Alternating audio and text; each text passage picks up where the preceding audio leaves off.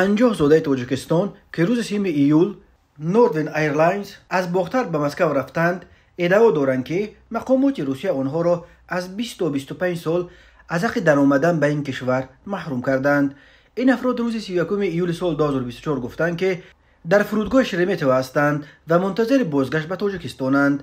بنا به عکس‌های فرستاده مسافران آنها روی کرسی نشستند و در همان جا می‌خوابند. یکی از مسافران گفت بعد از تفتیش شناسنامه و تلفن‌هایمان گفتند که شما برای روسیه خطرناک هستید. این مصاحبه ما که به دلیل امنیتی نامش نوشته نمی‌شود گفت مقامات روسیه مسافران نسبتاً کلانسال و دارای شناسنامه روسی را اجازه درآمدن داده اساساً جوانها را برگرداندند. تلفن ما را به حضور خودمان کوفت و کوب کردند. سپس نشان دادند که گویا در تلفن من یک نوار مربوط به داعش بازنشر شده است.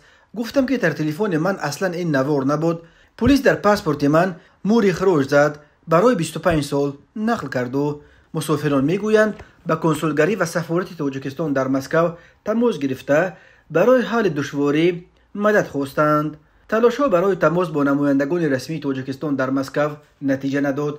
در کنسولگری نیز به زنگ‌ها پاسخ ندادند. یکی از مسافران روز 1 آگوست گفت ماموران فرودگاه شرمیتو بر اساس یک رویخط آنها را دعوت نموده آب و خوراک داده و وعده کردند که به زودی به تاجیکستان می‌فرستند.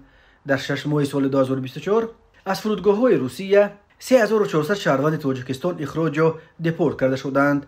این آمار را حبیب الله نظرزاده مدیر آژانسی هوانوردی روز 25 ایول در صحبت با خبرنگاران در دوشنبه به زبان آورد و سببش را مشکل حجت نامید، نه مسئله سیاسی. بعد از 20 میلیون امسال شکایت مهاجران تاجیک درباره دشوار شدن درآمد به خاک روسیه افزوده است. روز 8 ایول 59 شهروند تاجیکستان را از فرودگاه شرمیتو به شهر باختر بازپس فرستادند.